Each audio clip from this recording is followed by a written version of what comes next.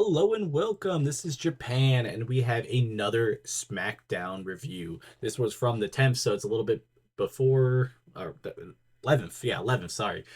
This card, honestly, with this 2 hour thing, I'm not 100% sure 2 hours is going to work really well for this. Obviously, it's kind of one of those cards where they kind of like put stuff out there because we got the PLEs all weekend, but you don't have to be this bad with it, but. I guess we'll jump into it. We started off the show with LA Knight, talking crap to Seth Rollins and all that, and then Paul Heyman coming down to interrupt him, and then them being interrupted by Solo saying that it's his show and that they need to all leave. I thought it was fairly solid. I mean, I like this kind of like dynamic of like having different heels and face is kind of having going back and forth and different people interacting with them.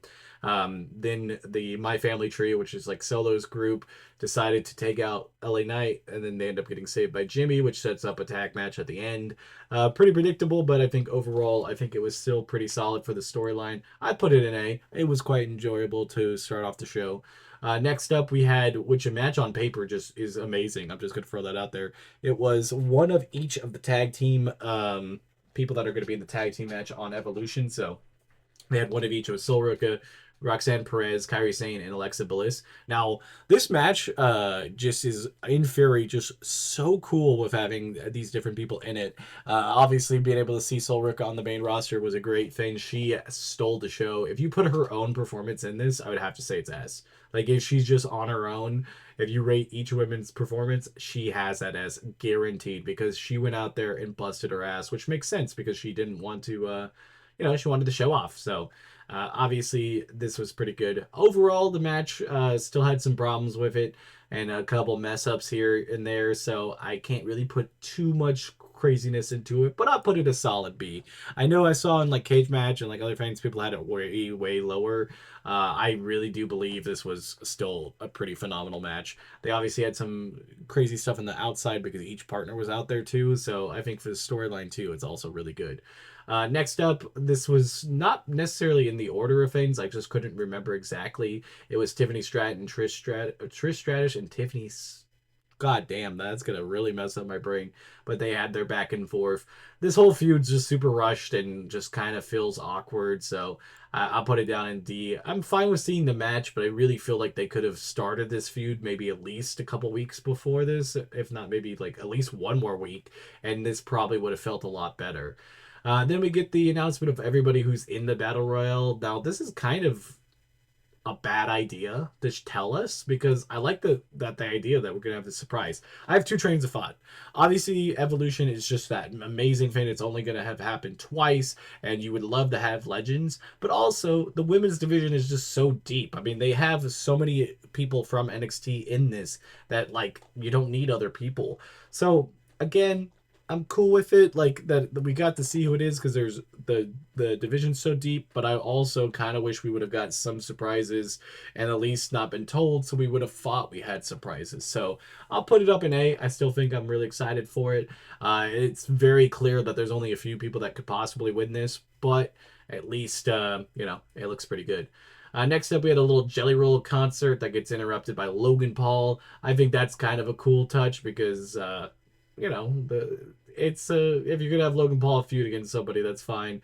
That ends up bringing Randy Orton down there to save Jelly Roll, and then Drew McIntyre getting him, which will definitely lead to a tag team title match at SummerSlam.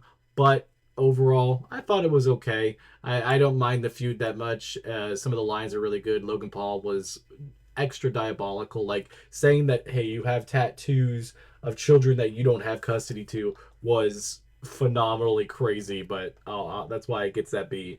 Then we had the tag team title match. Honestly, I felt like this should have been the main event. Like, it's the tag team titles. Like, don't disrespect it by just putting it in the middle of the card. The match itself just kind of lacked a lot of like chemistry and stuff, and it kind of felt awkward in times. I really do feel like if you were going to pull the titles off the Street Profits, they should have maybe been like in a triple threat where they didn't take the pin because they're just really hot and really good that they really shouldn't be doing that. And just kind of winning or losing fairly clean is also very just eh. I thought the match itself was okay. I put it in C. I'm not a big fan of it. We'll see how it goes, but the tag team division definitely needs people that are going to be like super dominant. And I don't know if the Wyatt Sick are the people that to be there, but overall, I guess it's okay. Then we had R-Truth versus Aleister Black, just in a completely random match that just didn't even last more than 3 minutes. It was just phenomenally stupid, the reason why they did this. Just because, like, this is Aleister Black's first pin from coming back to the company, and it was just kind of a BS thing. R-Truth goes for the chair. Like, the ref takes it away. The distraction allows him to get pinned. It's just dumb. I don't know. I know it's going to set up a feud probably with Aleister Black and Damian Priest because later Damian Priest gets knocked out by Aleister Black because he was trying to stop him from going after R-Truth. But this was just stupid to put on the card. We only get 4 matches on these 4-hour shows, or I mean these 2-hour shows, and this is one of them. This is a cop out. There wasn't even like the bunch of other promos that took up a bunch of time. This was just a cop out to put this garbage up there. That's D for sure. I'd put it lower if I could.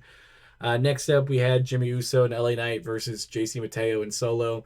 This is another match that just kind of felt clunky. There was just nothing about it that I could be like, this was great. And being a main event, I think it was terrible. Honestly, the women should have main evented it and gave them more time. I think that would have ended up making the show overall better.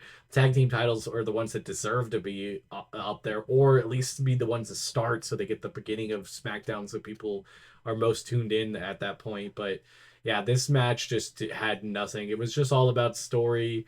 They, you know, Jimmy gets the pin on Solo, so that was kind of cool. But like, why make your champion look that weak? It was a pretty fairly clean win.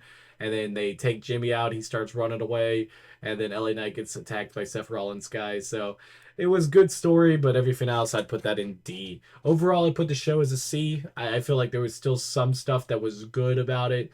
But overall, most of the wrestling matches ended up in D, or like half of them. So that's never a good sign. So I would definitely say this is probably one of the worst SmackDowns that we've had in recent months. So that's kind of bad. But overall, I think we can get better. We have obviously a bunch of different stuff coming out this weekend. So check out the channel, and I'll see you guys in the next one. Bye, guys.